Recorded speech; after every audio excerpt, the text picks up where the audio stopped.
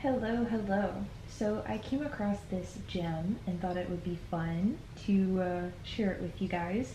It's titled Why Dark Skinned Black Girls Like Me Aren't Getting Married. Right now, if you haven't noticed, we have had like some just declining marriage rates, especially in the black community. Now, I do want you to keep in mind that, especially in the US, we only make up like 13% of the population, like black people total. So that's black men and black women. So, we're already, there's not that many of us. But yeah, let's just get into this. Black women in the US marry less than others, and the numbers are even lower for dark skinned black women. Is colorism favoring lighter skin to blame? So this woman, she's about to make her dating app, her dating profile, whatever. And I mean, you guys know how that is. Sometimes you're really excited to make one, and then other times it's like, ugh, crap, here we go. Like, I barely know anyone who like really enjoys it. Sometimes it can like seem like a chore. But she says, I take a deep breath and ready my fingers. I admonish myself for being theatrical about something so mundane. Another deep breath. Here we go, I mutter, pressing enter. My profile has been created. It seems simple enough. Swipe left to dismiss, swipe right to express interest. First eligible bachelor appears. Not my type, I swipe left. Then another follows. Too young, I swipe left again. 10 swipes in, and I find myself texting my eldest sister. This was a bad idea. A feeling of vexation settles over me. I didn't think I would ever have to use a dating app, but men don't talk to me any other way. Alright, so let's just pause here. I do want to mention, and I think a lot of people have noticed this too, we are moving into a new age, and this has been happening for the past couple of years, where it is easier to hook up with people online through social media like Instagram, I don't know who still has a Facebook, but Snapchat, even TikTok, YouTube. It's so much easier, or dating apps, Tinder, Bumble, Match.com, eHarmony. It's so much easier to find people to go out with that you already know are interested in you than it is to meet people in person, like at the store or at the gym, or these locations where we naturally all congregate. The issue is that these guys, like, they get rejected left and right. Like, first off, you already have to be a very confident man to just go cold call a girl. Cold call to me is that's just walking up to her right out of the blue. Hey, how you doing? Blah, blah, blah, blah. He's running game, whatnot. You already have to be pretty confident. But you have to understand that even if that guy did that to 5 girls that day, probably 3 to 4 already, like, shot him down. So not only do you have to be confident, but you have to be just okay with yourself to know that when you're getting shot down, like, it's nothing personal, and then you have to basically brush yourself off and do it again. So these guys, like, I'm sorry, but if I was a guy, I would much rather meet someone online than in person, just because my poor ego would be so bruised. And why am I going to do that? Not everyone is smooth talking. I mean, I know me as a girl, I can't run game, but as a woman, I don't have to. That's that's the guy's job. But I'm just saying, if I was a man, yeah, I would be going online too. And you guys already talked, you already know that they're interested, you've already kind of tested them out, you guys could have even FaceTime, you got to see, make sure, everything looks okay. They're not like, some catfish. But that's so much easier. And so anyways, yeah, we're getting away from that. So most people, first off, they don't know how to approach people in person, because it's a dying breed. And two, they have feelings just like we do. So who wants to get rejected 20 million times a day? And 3, with the whole beer bug thing, that has basically exaggerated this whole moving into more of an online type of community. Now we're just getting away from meeting people in person. So don't feel bad if people aren't asking you out on dates in person anymore when you're at the grocery store, or when you're at the gym, or when you're out running your errands, because I think online, or not even online, but just in the media, in the US, like, it's kind of like they put this stigma against people who like talk to women, and so they've made it like you're a bad guy. So now even the good guys, they don't want to approach us either, because they feel like, oh, well, I'm harassing her if I talk to her in the gym, or you know what I mean. So I'm sorry, but this is just a new day and age we're in. All right, enough of that rant. I spent so much of my time trying to understand what it is so unattractive about me that men shun me.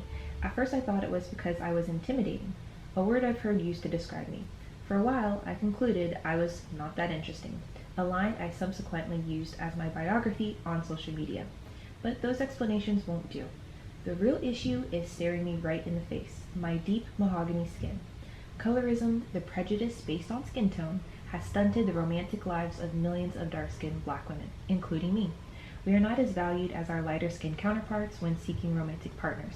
Our dating pool constricted because of something so arbitrary as shoe size.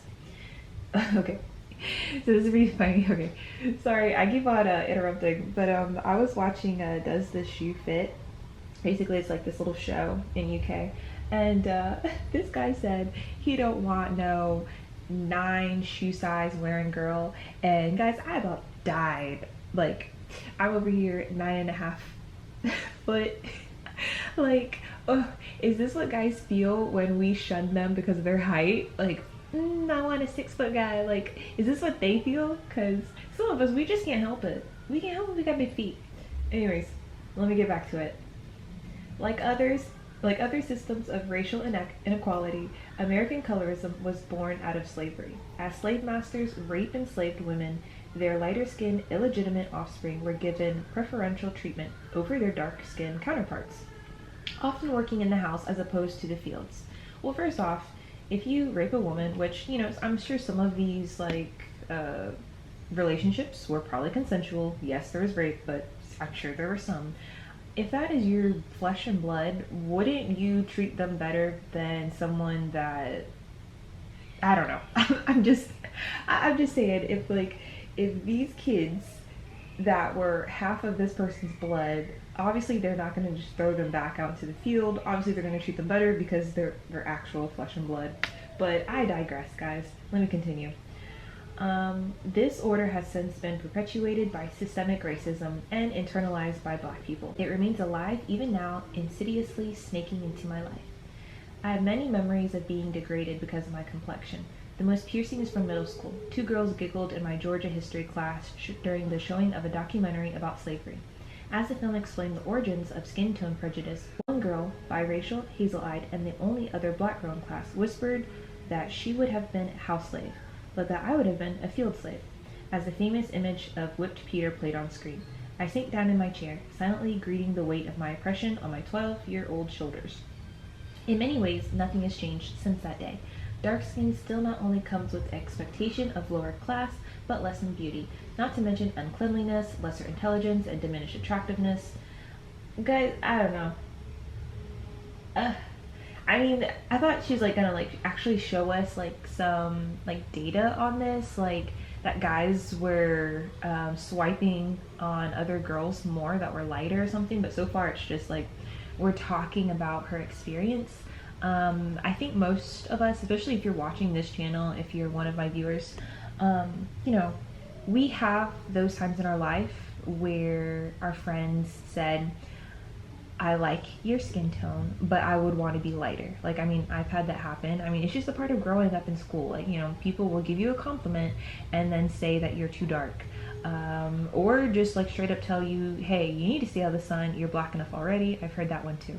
So this is just a part of growing up. But at the same time, I am a firm believer, if you are attractive, you are attractive.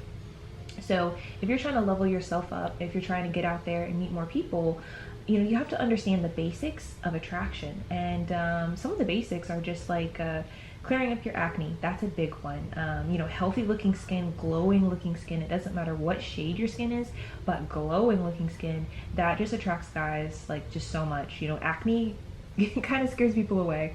Another thing that scares people away are teeth. Okay, if your teeth are messed up, you need to look into braces, Invisalign, something. You gotta fix the teeth first. Those Invisalign and braces are gonna be way cheaper than doing this. Everyone's getting those, oh gosh, I can't think of the word right now, but you guys know what I'm talking about. The porcelain teeth, when they shave down your teeth and they put it over. Anyways, you need to fix things like that. If your hair is abused, my hair was abused. I had to take 3 years out of my life to regrow my hair to where it currently is, and it's because I didn't treat it nicely. I bleached the crap out of it, I just didn't take care of it, I didn't moisturize it.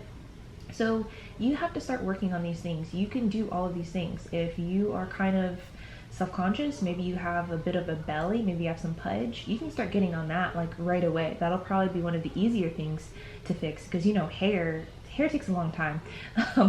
But you have to start leveling up yourself, and there's a lot of things that you can take care of on the outside that are going to make you more attractive.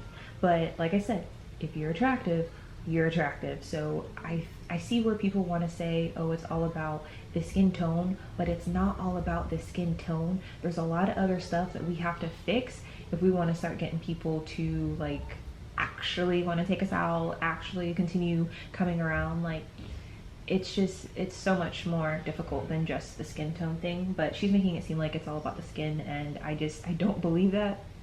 But that's just me. So let's continue on. Meanwhile, everywhere we look, women like me see successful black men coupled with fair-skinned female partners who pass the paper bag test. Oh my gosh. A remnant of the Reconstruction era, where the only black people worthy of attention had to be lighter than a paper bag. This test was even instituted in places such as historically black colleges and universities as an informal part of the admissions process. Today, this graduation discrimination remains. It's typical to see light-skinned black women as representing beauty in the black community and therefore being highly desirable for high-status spouses, says Dr. Margaret Hunter, who teaches sociology at Oakland's Mills College and has studied the relationship between marriage and colorism for over 2 decades. Hunter sums it up like this. Black women in general marry less than other races, but darker-skinned black women marry men of lower social status than the lightest-skinned black woman. The lighter shade, the higher probability of marriage. Jasmine Turner, owner of Black Match Made, a Chicago-based matchmaking company, agrees this affects all black women. Honestly, I think black women tend to lower their standards because they're finding challenges in dating. Now I'm finding that black women are like, you know what, as long as he has a good job and he's a good person, no matter how successful they are, they're open to dating him. I'm just going to stop right here. You have to understand what happens with the collective consciousness, okay? So there's this thing in the collective that is saying that, dark skin is, they're saying that it's harder to marry. And honestly, I think there are darker skinned women with very, very dark skin tones who are doing just fine. But like I said, they've probably fixed the other things about them to make them look more attractive.